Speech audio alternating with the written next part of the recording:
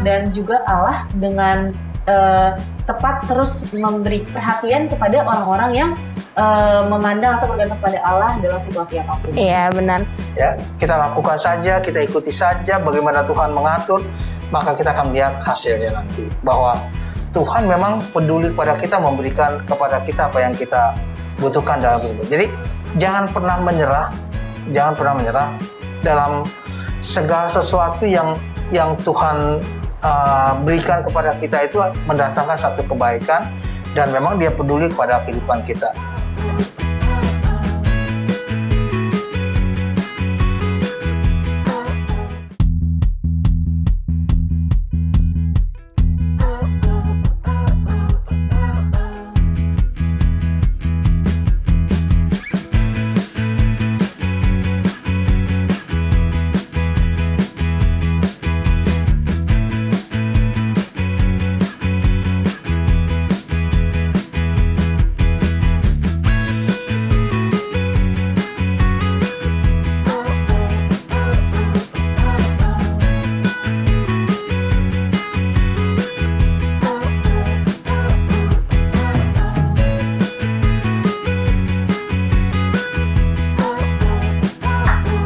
Teman-teman, apa kabar?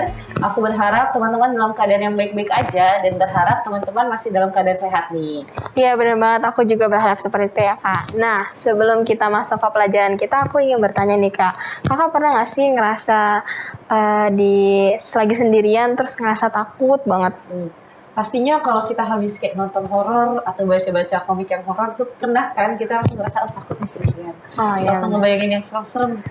Iya, benar. Nah, dari situ aku bisa menyimpulkan bahwa rasa takut itu tuh wajar bagi tiap orang ya. Pasti setiap orang tuh pernah merasa takut.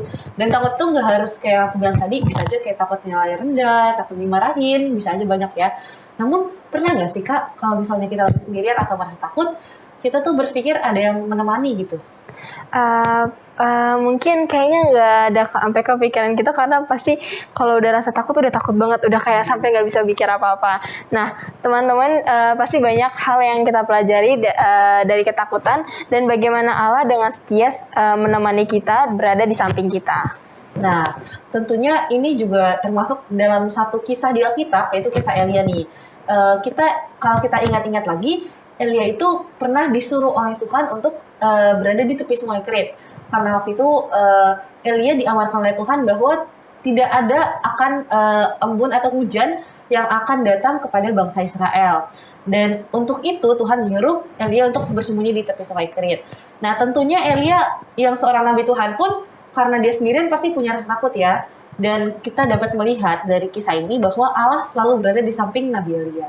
Tapi Nabi Elia juga melihat gimana Allah selalu ada di sampingnya dengan mengirimkan burung gagak ya, Kak. Jadi dia tidak merasa sendirian. Iya, benar. Dan juga Allah dengan tepat terus memberi perhatian kepada orang-orang yang memandang atau bergantung pada Allah dalam situasi apapun. Iya, benar, Kak. Wah, kayaknya pelajaran kita mulai menarik nih, Kak. Tapi sebelumnya kayaknya kita perkenalan diri dulu nih, Kak. Oke.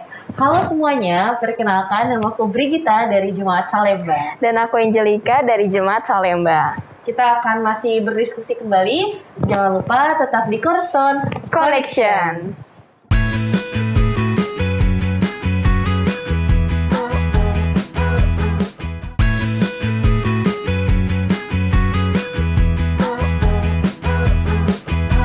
Kembali lagi di Cornerstone Connection.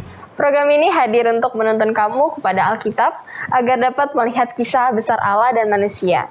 Jika kamu mencari firman Allah yang benar, Cornerstone Connection menyajikan Alkitab dan menantang kamu untuk menghubungkannya dengan kehidupan nyatamu. Nah, sepanjang triwulan ini, tema besarnya adalah Raja-Raja dan Nabi-Nabi. Dan kita sudah memasuki ke dalam pelajaran ke-9 dengan judul Tidak Pernah Sendiri. Ayat intinya terdapat di dalam 1 Raja-Raja 14 ayat 4-6 yang mengatakan, "Engkau dapat minum dari sungai itu, dan burung-burung gagak telah kuperintahkan untuk memberi makan engkau di sana." Lalu ia pergi dan ia melakukan seperti firman Tuhan. Pada waktu pagi dan petang burung-burung gagak membawa roti dan daging kepadanya, dan ia minum di sungai itu.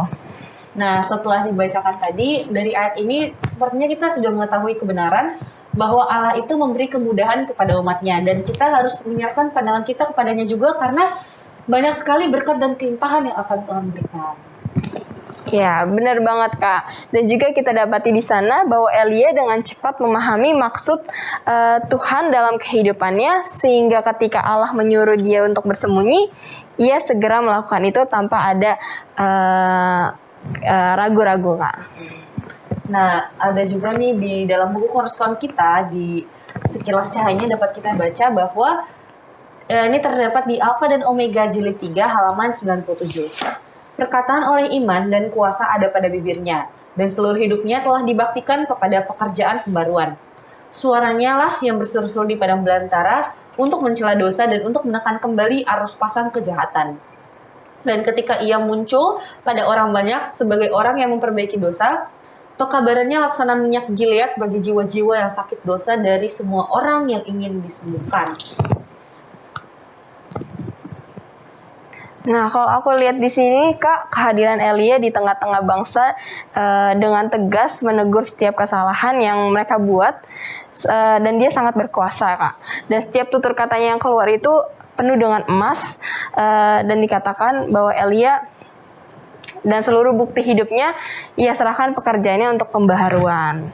Benar sekali, dan dikatakan bahwa pekabarannya seperti minyak Gilead bagi orang-orang sakit dan jiwa-jiwa yang ingin disembuhkan. Berarti pekabaran itu seperti obat ya bagi mereka. Iya, benar sekali Kak. Aku jadi ingat nih Kak, ada di ayat di Yesaya 41 ayat 40.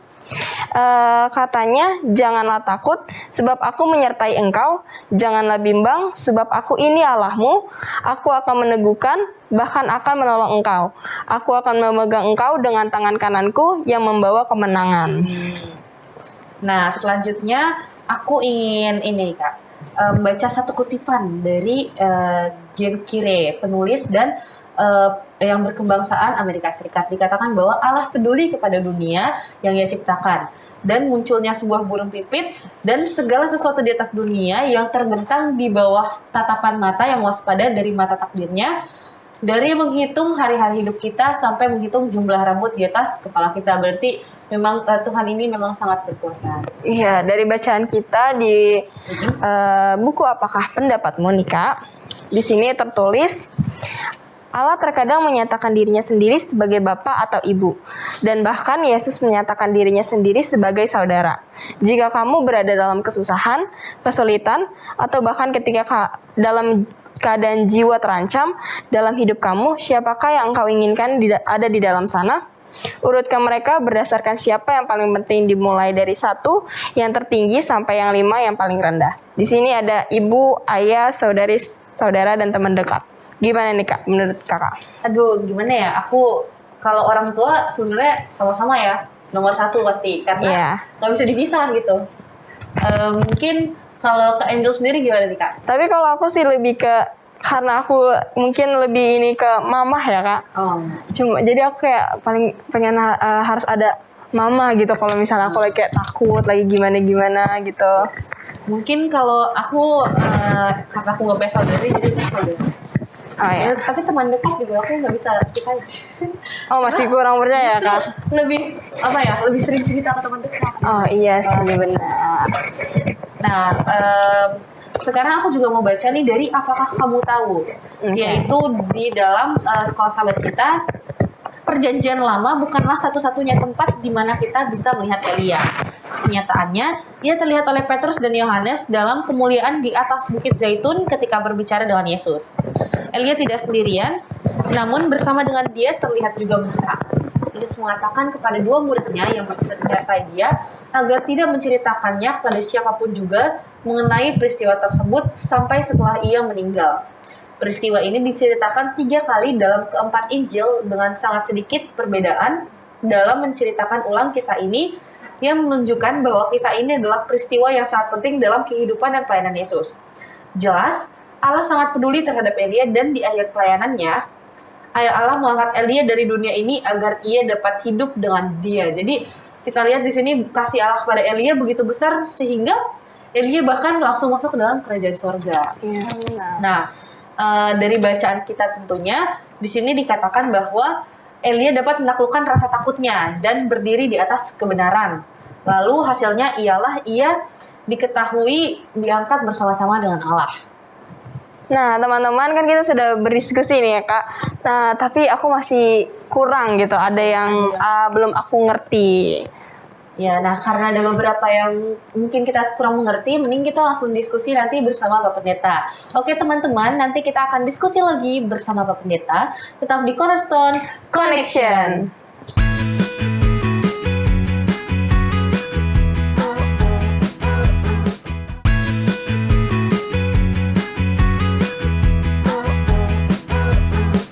Kembali lagi di Cornerstone Connection. Nah, bersama dengan kita sekarang sudah ada Pak Pendeta. Shalom, Pak Pendeta. Shalom, Pendeta. Sehat-sehat ya, baik-baik semua. Ya, puji Tuhan. Nah, kita langsung aja ke pertanyaannya nih ya. Yang pertama, bagaimana kita dapat mengetahui bahwa Allah tentu dapat mengetahui posisi kita yang benar-benar membutuhkan Allah, dan bagaimana Allah tuh benar-benar ada, Pak Pendeta, dan membantu kita untuk menyediakan kebutuhan. Iya, pelajaran sekolah sahabat kita kan memberikan itu ya. Bagaimana Elia itu, dia akhirnya menyendiri, di saat yang sama dia rasa bahwa dia sendirian, tapi Tuhan bilang, enggak kok, kamu enggak sendirian ya.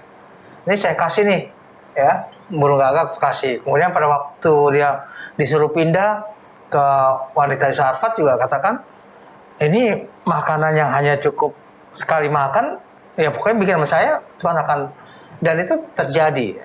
Jadi bagaimana kita itu harusnya meyakinkan bahwa Tuhan pasti kasih yang terbaik.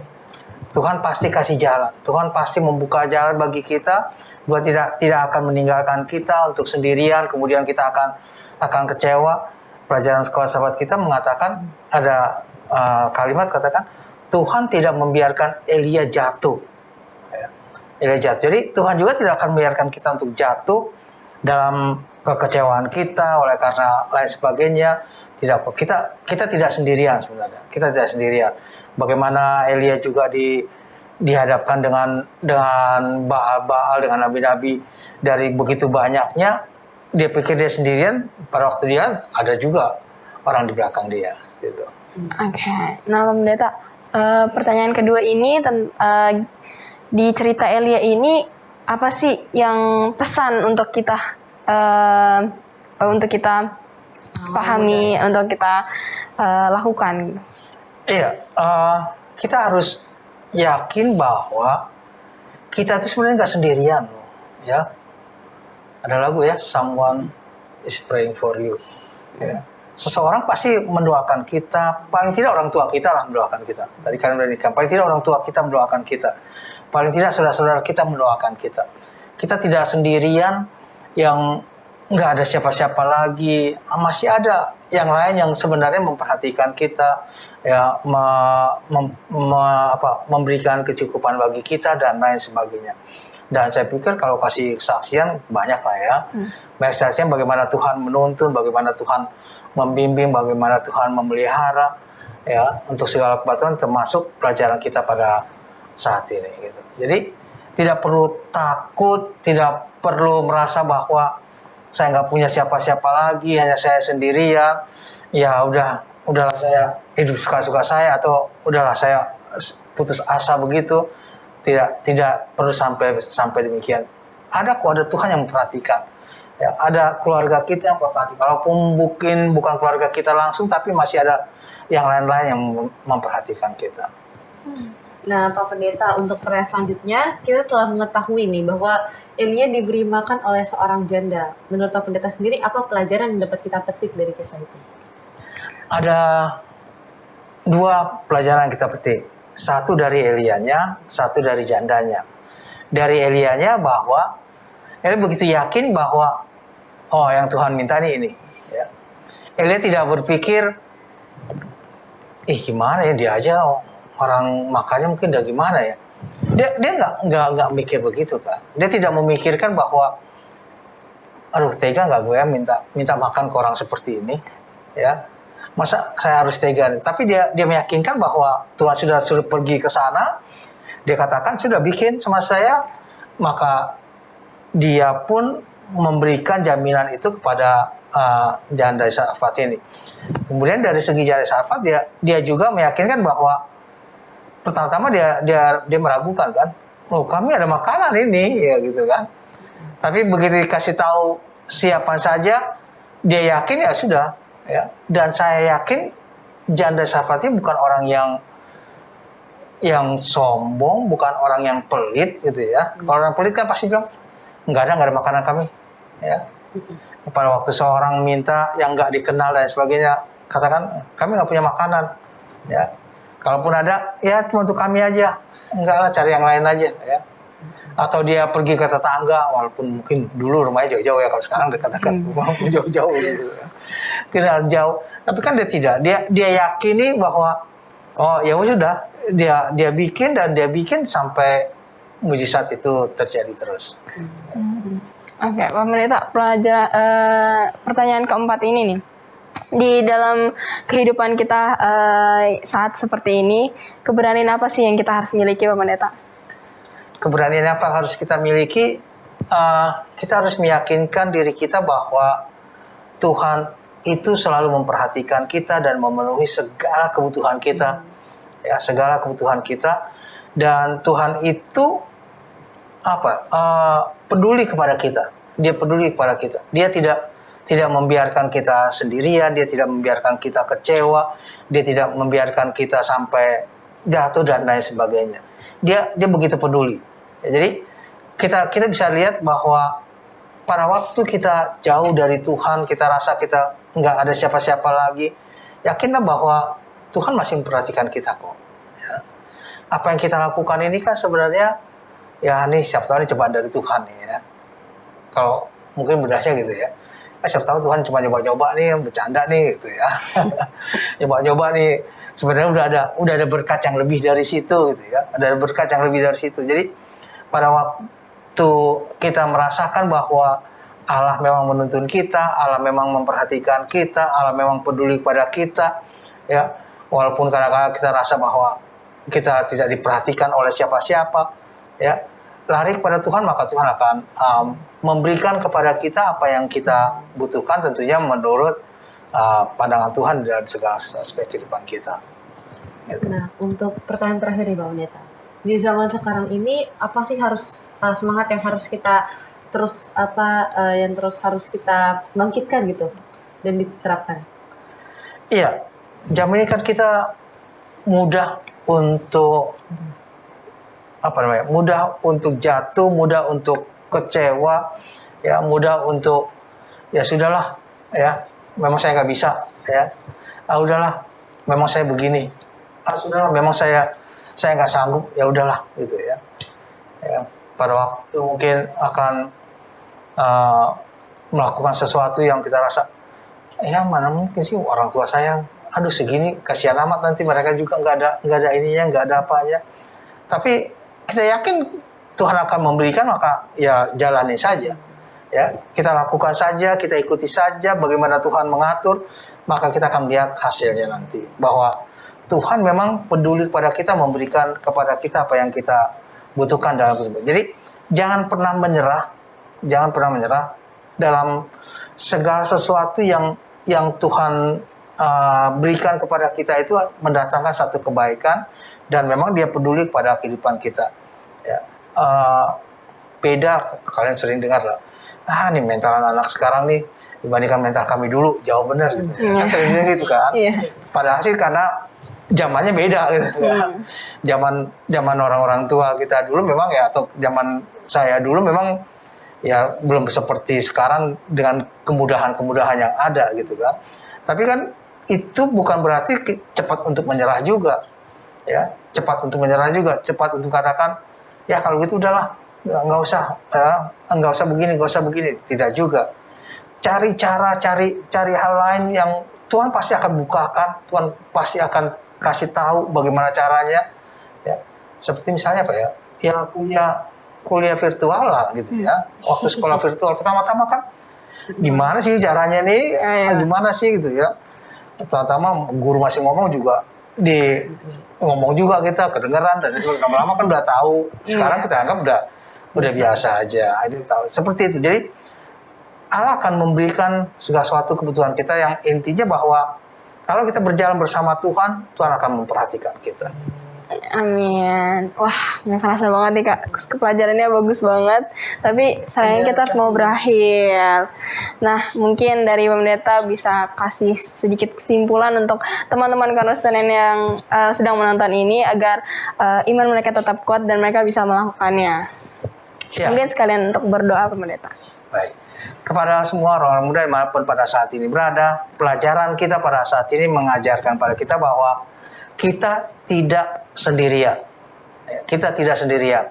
Ada banyak orang lain, ada banyak yang lainnya yang memperhatikan kita, juga ada Tuhan yang memperhatikan kita. Contoh yang diberikan pelajaran kita adalah Elia. Elia kadang-kadang merasa sendirian, tapi Tuhan katakan tidak. Dia makannya bagaimana, Tuhan kasih makan. Entah bagaimanapun cara Tuhan, dia tetap makan. Dia bisa hidup dan juga dia melihat mujizat-mujizat Tuhan. Jadi hal yang sama bisa terjadi bagi kita. Selama kita bersama-sama dengan Tuhan, kita tidak sendirian. Ada Tuhan yang menuntun kita. Amin. Oke. Kita tunduk kepala untuk berdoa. Bapa di surga, kami terima kasih karena pelajaran pada saat ini. Kami terima kasih atas pelajaran yang mengingatkan bagi kami bahwa Tuhan begitu peduli kepada kami. Tuhan begitu mengasihi kami. Tuhan begitu memperhatikan kami. Kami terima kasih atas pelajaran pada saat ini. Tuhan kiranya memberkati semua orang-orang muda dimanapun mereka berada, dalam segala aspek kehidupan mereka. Tuhan memberkati mereka, Tuhan melindungi, Tuhan juga menjagai. Dalam pendidikan mereka, Tuhan berikan mereka keberhasilan untuk mengejar cita-cita mereka. Dalam kehidupan mereka sehari-hari, Tuhan memberikan segala kebutuhan bagi kehidupan mereka. Yang dalam keadaan susah dan berseru pada Tuhan, Tuhan kiranya menjawab doa-doa mereka. Yang sakit, Tuhan berikan kesembuhan. Bersama-sama dengan kami ya Bapa, ampuni segala dosa dan kesalahan kami. Kami berdoa dalam nama Anak Yesus Kristus Tuhan dan Juru Selamat kami. Amin. Amin. Oke teman-teman, itulah pembahasan kita pada hari ini, pada pelajaran ke-9 ini. Ya. Dan terima kasih Pak Pendeta atas Terima kasih Pendeta. Semangat terus buat teman-teman di sana. Jangan lupa buat ketetapan kalian dan lihat sendiri apa yang kalian dapat dari ketetapan-ketetapan tersebut. Baik, terima kasih sahabat Hub Channel yang telah setia untuk menemani. Dan jangan lupa untuk mengikuti Cornerstone pada pekan-pekan berikutnya. Tetap di Cornerstone Connection.